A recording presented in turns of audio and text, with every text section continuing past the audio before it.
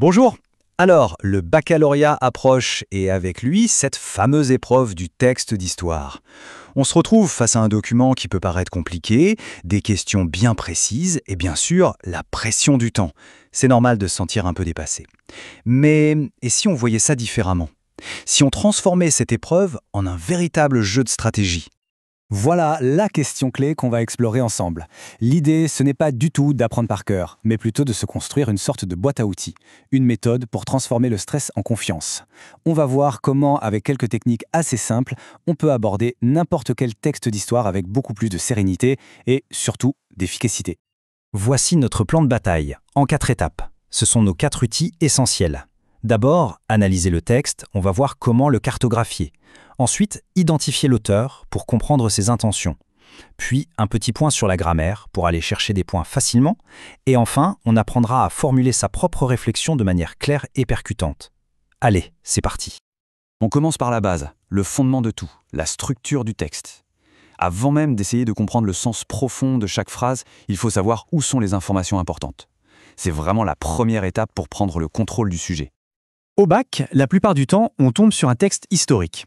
Et qu'est-ce que c'est? Eh bien, c'est assez simple, un récit avec des événements, des gens, des dates, le tout bien rangé dans l'ordre chronologique. Et cette structure, qui est finalement assez prévisible, va devenir notre meilleur allié. Et pour ça, voilà une technique super efficace, la technique de la carte. Il suffit de prendre 3 surligneurs de couleurs différentes, par exemple, le vert pour tous les personnages, le bleu pour les lieux et le rouge pour les dates. En quelques minutes, le texte n'est plus un gros bloc intimidant, il devient une carte visuelle où chaque info est facile à repérer. C'est simple, c'est rapide, et croyez-moi, pour répondre aux questions de repérage, ça change tout. On passe maintenant à notre deuxième outil. Une fois qu'on a repéré le quoi, le où et le quand, il faut s'attaquer au qui et au pourquoi. Qui est en train de parler et surtout dans quel but? Comprendre l'intention de l'auteur, c'est absolument crucial pour saisir toutes les subtilités du texte. Alors là, il y a une distinction très importante à faire.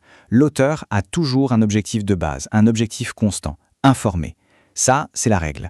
Mais ce qui nous intéresse vraiment, c'est son objectif variable, son intention cachée. Est-ce qu'il cherche à glorifier quelqu'un, à commémorer un événement, à dénoncer une injustice?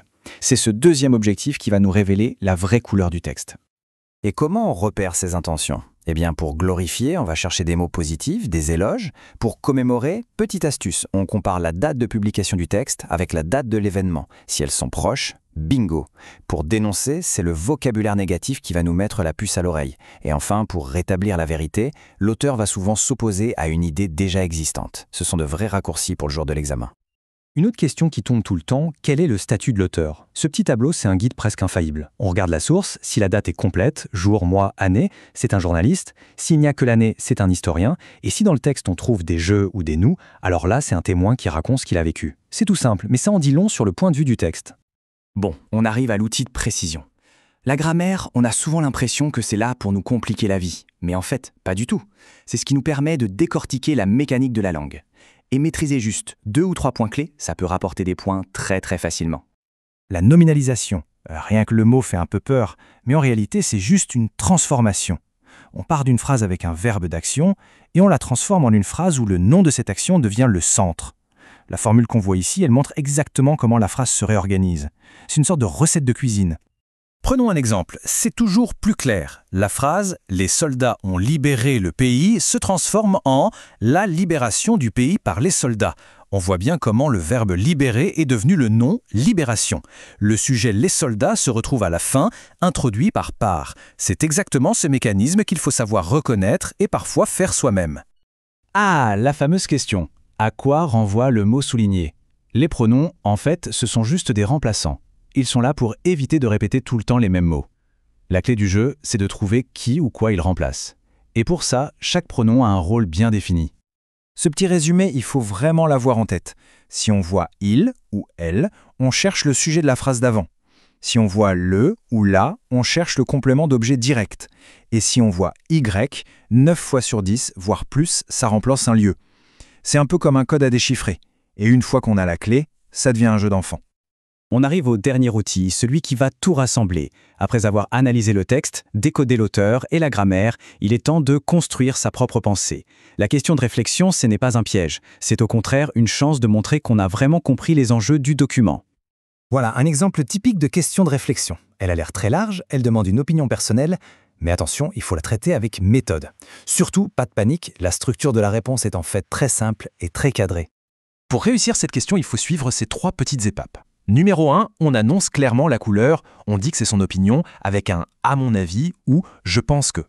Numéro 2, on reste concis. Si on demande 2 ou 3 lignes, on ne se lance pas dans un roman.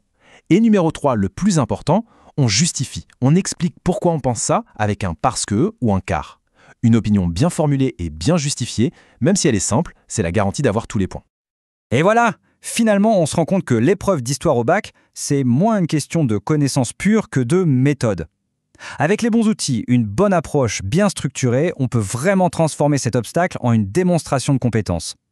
Alors il faut garder cette phrase en tête, la réussite, ça se prépare, ça se construit. Ce n'est jamais un hasard, c'est toujours une stratégie.